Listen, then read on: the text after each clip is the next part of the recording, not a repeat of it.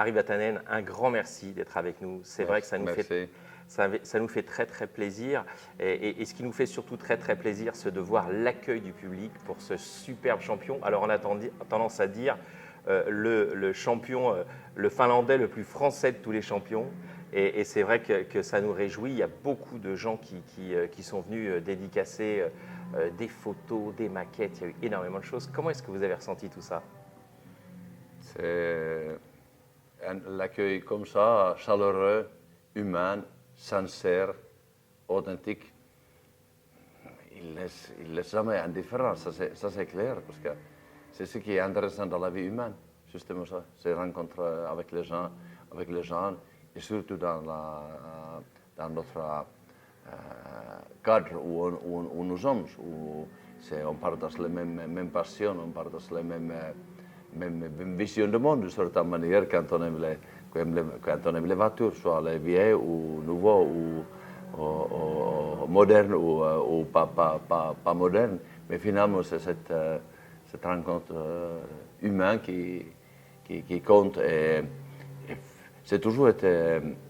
Ça me plaît, voir les gens, ça me plaît à discuter avec les gens et surtout leur sincérité quand ils quand ils m'approchent, des fois les mains tremblent. Je me dis, mais il me prend pour qui? Il me prend pour George Clooney ou pour qui? Est-ce que je ne le mérite pas? Parce que finalement, je ne suis pas un héros. Si tu sais conduire une voiture rapidement, ça ne te fait un héros. Moi, j'ai couru après de mes rêves dans ma vie. Et c'est tout. Et après, d'une certaine manière, la vie a déroulé devant moi. Et moi, je suis aussi étonné que quelqu'un d'autre. Est-ce que c'est vraiment moi qui est là? Non, mais c'est vraiment, les week-ends comme ça, c'est fabuleux. C'est fabuleux. Et nous, les hommes, il a besoin de trouver les choses qui nous unissent. Parce qu'aujourd'hui, on essaie de dire que des fois, c'est pas politiquement correct aimer les voitures, mais comment quelqu'un peut déterminer qu'est-ce qui c'est politiquement correct ou quels rêves sont autorisés? Est-ce que les rêves qui sont interdits? Est-ce que les passions qui sont approuvées par le gouvernement, les passions qui ne sont pas approuvées par le gouvernement, c'est pas comme ça qu'on construit une société. Chacun sa vie, chacun ses rêves, et c'est comme les fleurs. Plus que tu as des fleurs, plus tu as des couleurs différentes dans la vie. C'est ça une société qui est forte et riche. Et on laisse toutes les fleurs fleurir. Ce qui est formidable, c'est que on veut interviewer le champion, le pilote, et en fait, on a l'humaniste tout de suite qui vient derrière et qui nous donne justement cette vision de la vie.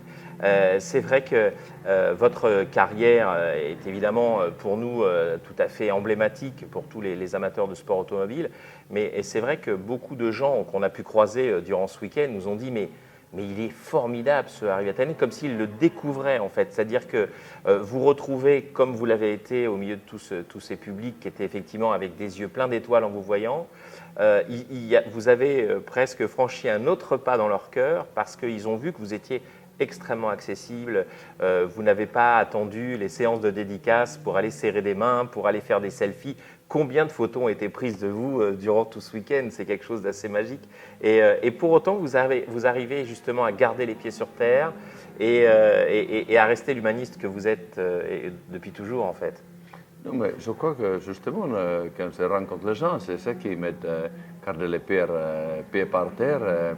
Parce que quand tu vois la sincérité des gens, vraiment, des fois, ils viennent ou ils partent des larmes dans les yeux, et je vois qu'ils sont sincères.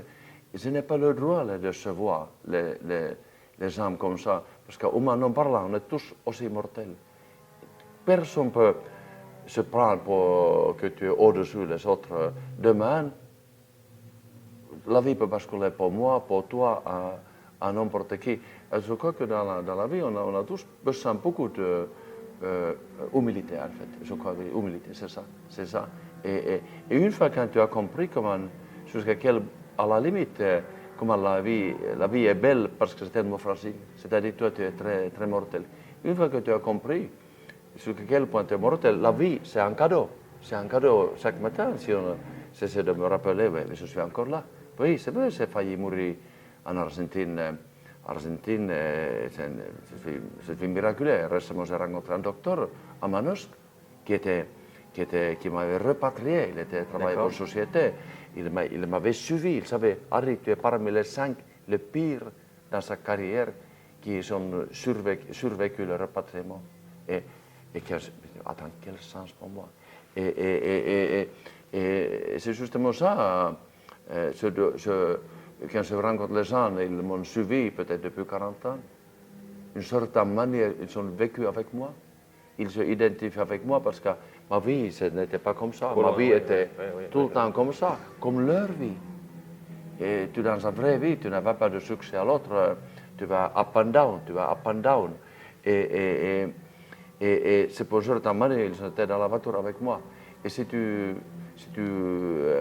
suis quelqu'un depuis des années, une fois tu le vois en chair, en vrai, évidemment, ce n'est pas le droit à regarder, se serrer les mains et de s'en regarder ailleurs. Oui, c'est vrai que ça peut être 1259e rencontre, mais pour lui, pour elle, c'est la première. C'est la première. Et moi aussi, peut-être je suis des fois, mais pas trop de philosophie, mais j'ai participé beaucoup de funérailles dans ma vie. Dans ma vie. Dans votre toute jeune vie. Absolument, à partir de la mort de mon père, ça avait 8 ans, je l'ai vu mourir dans la voiture, c'était à côté, c'était dans la même voiture. Alors, quand tu as 8 ans et que tu vois que ton père est contre le volant, il ne bouge plus. Attendez, et pourtant, plus tard, toute ma vie était liée avec les voitures. Et pour moi, la vie, c'est un grand cadeau. Et sincèrement, ce n'est pas avec une fausse modestie que je le dis, que comme tout à l'heure, j'ai vu un revue que je ne connaissais pas exister, qui avait un peu tracé ma vie depuis mes premières photos. Je l'ai vu tout à l'heure. Je regarde, mais c'est vraiment moi. Il parle de moi ou il parle de qui? Alors, comment la vie a déroulé devant moi dans telle manière que je n'aurais jamais pu imaginer? J'ai rien fait pour mériter ça. Non, mais attends. Ce n'est pas donner ma place dans bateau de secours que tu as un vrai bateau en train de couler. Et tu es dans le bateau de secours et dernière minute, tu vois qu'il y a une femme qui descend avec son bébé et tu donnes ta place et toi, tu vas couler avec le bateau. Et je n'ai pas fait ça. Alors, c'est vrai que simplement, j'étais dominé par cette passion à rouler. C'est ça le fond. C'est le plaisir de maîtriser la voiture. Freiner tard, un virage qui s'approche en pleine vitesse dans tes yeux et tu freines tard, tu donnes un coup de volant, tu vas braquer, après tu vas contre-braquer, tu vas essayer de survivre le virage. Toute ma vie était ça. Toute la vie de Harry Vatanen, c'est survivre au virage. On voit quel est le but derrière le virage. Est-ce qu'on est toujours sur la route ou pas? Ça reste à voir. Plein milieu de virage, tu ne le sais pas. C'est ma vie. Et ça m'a mené. J'ai rencontré ma femme, ça m'a mené à la politique. Maintenant, on peut même parler de Jacques Chirac, Monsieur Jacques Chirac, qui, même maintenant en France, que maintenant les gens voient pourquoi Jacques Chirac est si aimé. Parce qu'il est très humain, avec ses faiblesses, avec ses points forts. Vous voyez, on ne voit que le côté de l'humanisme de Jacques Chirac maintenant. C'est grâce à ça, grâce à lui, que j'étais élu en France. Imaginez. Mais cette passion pour la conduite, maîtriser apprivoiser la voiture, plutôt c'est ça. Parce qu'après la mort de mon père, j'avais dit que j'ai apprivoisé la voiture. Et peut-être je l'ai apprivoisé, ou dompté, comme on dit en français. Mais, c'est pareil, oui. Mais tu ne peux pas dompter la vie, c'est la vie qui va te dompter. Et voyez, la vie, ça reste un mystère, Et on voit que vous en profitez pleinement, encore une fois, en tant qu'humaniste. Moi, je trouve absolument remarquable aussi que vous ne restiez pas, en fait, sur vos victoires, sur les aventures automobiles, sur les anecdotes. Vous êtes quelqu'un qui n'est pas du passé, vous êtes quelqu'un qui est du présent. Et ça, c'est quelque chose qui est remarquable aussi, c'est que vous vivez l'instant présent. On a pu le constater durant tout ce week-end. Et ma foi, c'est quelque chose qui doit être très enrichissant aussi pour tous les gens qui vous entourent. Oui, j'espère, parce que nous tous, on a besoin d'être encouragés. Nous tous, on a besoin. J'aimerais, je dis souvent à Rita, s'il te plaît, Rita. Rita, votre épouse, hein? Oui, oui, tu vois, parce qu'elle a juste titre, elle me reproche telle chose, les petites choses quotidiennes, comme ta femme, pareil, elle a raison, mais s'il te plaît, Rita, encourage-moi des fois, oublie, ferme les yeux pour mes défauts. Mais nous tous, on a besoin d'être encouragés. Et quand je rencontre les gens ici, eux, ils m'encouragent. Et finalement, l'homme, il n'est pas jugé par ses victoires. Si tu as gagné 2 Dakar ou 7 Dakar ou combien de champions du monde, finalement, on est jugé tant que l'homme, tu es jugé tant que mari, tu es jugé comme père d'une famille. Ouais. Finalement, c'est ça. Il a finalement très peu dans la chose qui vraiment compte. Vraiment compte. Mais peut-être, heureusement, c'est eu beaucoup de, comment on dit, les échecs dans la vie, c'est-à-dire que les choses ne sont pas passées dans la manière comme on aurait souhaité et espéré. On a eu les setbacks, comme en anglais, les déceptions. Parce que je crois que les déceptions, c'est la meilleure médecine dans la vie. Les déceptions, parce qu'autrement, on le touche, parce que le succès est très dangereux à l'homme. Succès, vraiment, il y a peu de gens qui arrivent à vraiment gérer le succès, parce que tu commences à gonfler, tu penses que tu es un peu supérieur, parce que tu as gagné tellement de rallyes où l'argent ne peut importe. Et finalement, on perd le contact avec la réalité très facilement. Alors, et c'est vrai que j'ai failli mourir en Argentine. Par exemple, ce Bruno, ce docteur que j'ai rencontré à Manos par hasard. La première chose, Harry, on s'était vu à Rallye de Faraó, 87. Après, il m'avait suivi, comme je dis, il m'a repatrié de l'Argentine en Finlande, il m'avait suivi de distance, était opérationnel. Et il dit, Harry, tu es miraculeux. Il me disait, Harry, tu es miraculeux. Et comme ça me rappelle. Mais même toi, ce n'est pas tu as le même accident que moi. Mais on est tous miraculeux chaque matin. On ne se rend pas compte, mais il y a beaucoup de monde qui ne se sont pas réveillés ce matin dans sa famille humaine, n'est-ce pas? C'est ça la vie. C'est tellement, on a besoin de vraiment beaucoup de respect pour la vie. On l'oublie, nous tous, on oublie, on croit, ah ouais, c'est moi. Et finalement, nous mettons les bandeaux à l'heure. La vie nous met les bandeaux à l'heure. Et ça, c'est pour ça que je vis présent, parce que la vie m'a rappelé si souvent comment je suis petit. Harry, je voudrais que tu nous dises aussi plus précisément comment tu as vécu ce week-end ici à Nogaro, comment ça s'est passé. Alors on a vu beaucoup de dédicaces, on a vu beaucoup de rencontres et j'ai même vu que tu avais roulé avec une BMW de nos amis Pelleras pendant les baptêmes. Alors comment est-ce que ça s'est passé ça? Non, généralement, il n'y a pas un moment de repos, hein, mais on n'est pas venu ici mais quand tu es entouré par les gens qui sont passionnés,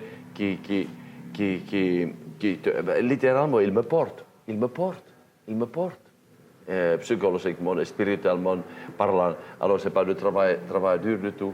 Et d'abord, je ne connaissais pas Benoît avant, effectivement, j'avais peut-être entendu de son nom, je savais qu'il était lié avec Max Mammer, que je connais évidemment depuis très longtemps, mais j'ai rencontré Benoît pour la première fois que lors de le dernier trophée en Roche à Stade de France. Et là, Benoît m'a invité ici, et je vois maintenant comment d'abord il organise bien. Et parce que c'est du boulot, c'est pour organiser quelque chose. Et moi, j'ai beaucoup de respect pour les gens qui sont les protagonistes dans la vie. Comme dit en anglais, tout le monde est prêt à sauter sur la bandwagon, c'est le wagon qui est derrière, bom. Mais où sont les locomotives? Où sont les qui mettent le train en route? Ouais, c'est ça. Ça, il n'y a pas. Alors, on a besoin de gens comme Benoît, qui sont professionnels, qui prennent la peine pour organiser quelque chose qui permet aux gens de venir de loin. Ce n'est pas par hasard s'il y a 1000 voitures qui viennent ici pour... Et puis ça vient de partout en France. Hein. Exactement. On vient du Luxembourg, on vient du nord de la France. Tout à l'heure, j'ai rencontré un groupe où ils disaient, Harry, il faut qu'on aille parce qu'on a 10 heures de route. Oui, voilà, 10 heures de route. Ouais. Tu viens d'où? Ah oui, la frontière avec le Suisse. Ah oui, effectivement. Tu vois. Ouais, alors, ça c'est fantastique qu'on arrive à regrouper les gens. Mais d'abord, il y a un protagoniste. Circuit de Nogaro, je connaissais pas le nom. Ah oui. Pas le nom, mais je ne suis jamais venu ici. Oui. Parce que quand je suis à Monaco, Manosque, alors, on est loin. Ok, je viens assez souvent à Albi, grâce à Pelleras et aussi M. Escat, qui est concessionnaire de BMW à Albi. Mais plus loin que ça, je ne suis jamais venu. Et je crois qu'il y a tous les atouts ici, réunis pour un bon rendez-vous. Et hier matin, quand je suis venu, j'étais étonné. Sitôt, il y avait déjà beaucoup de monde. Et toujours, le concept est toujours pareil. Il n'y a pas un miracle pour organiser un week-end. C'est toujours il faut évidemment beaucoup de voitures, il faut beaucoup d'exhibiteurs qui viennent ici, les accessoires, mais c'est toujours autour du même thème, le même sujet, les voitures, la passion, et surtout maintenant, comme tout à l'heure on dit, quand les gens, il y a des fois, les gens pensent que tu n'as plus le droit d'aimer les voitures. Alors, il faut justement organiser ce type d'événement, histoire à prouver comment la voiture est utile pour la société, comment la voiture est utile pour la mobilité. Les Romains, il y a 2000 ans, ils savaient déjà que si tu veux développer une société, c'est basé sur deux socles d'éducation, ça va de soi, tout le monde le sait, et la mobilité. C'est comme ça. Et voiture ou un transport indépendant, dont la voiture est le plus important, le mode de transport indépendant, on a besoin pour développer la société.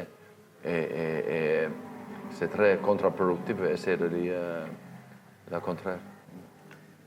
Il faut rappeler aussi, Harry, que nous sommes ici dans un événement qui est consacré au patrimoine de l'automobile. Ouais. Ça, c'est quelque chose dont nous n'avons pas beaucoup parlé à l'instant. La mobilité quotidienne, certes, mais c'est aussi le patrimoine.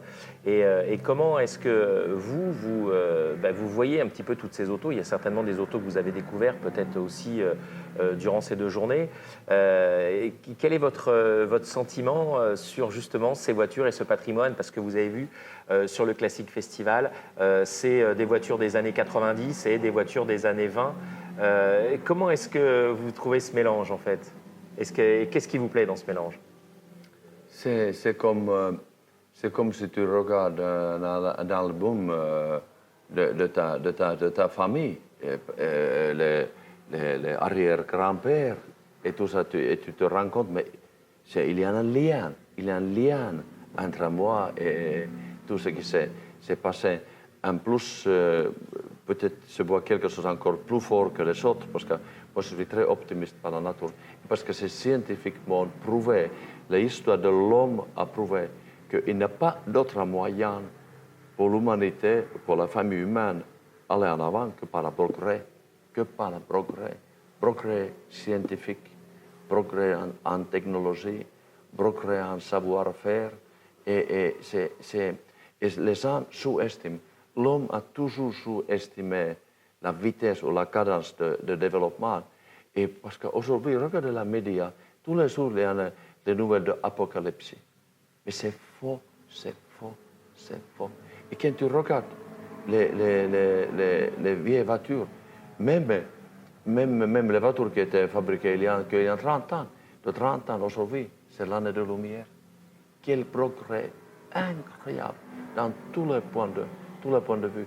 C'est comme médecine. Moi, j'ai un copain généraliste qui est mon âge, 60 places. Et quand il a 40 ans, fait ses études de médecine. Le plus petit bébé qu'on a pu sauver, il a 40 ans, c'était 1,5 kg. C'était la limite. C'était la limite de technologie, médicalement parlant. Aujourd'hui, tu sais combien c'est entre 300 et même pas 400 grammes. Même pas 400 grammes. Sans aucune séquelle. On arrive à sauvegarder un petit bébé né prématurément. Bien sûr. Voyez, mais c'est ce même développement est dans tous les domaines de la vie. Et quand tu regardes les vieilles voitures, tu te rends compte, mais c'est fantastique. Et tu sais que désormais, le développement va être encore plus rapide. Parce que notre savoir-faire est tellement plus profond maintenant. Et c'est pour ça qu'il faut garder la patrimoine, qu'on va conserver les vieux bâtiments, parce que, comme on dit, cette fameuse slogan, l'homme ne sait pas où il va s'il ne sait pas d'où il vient.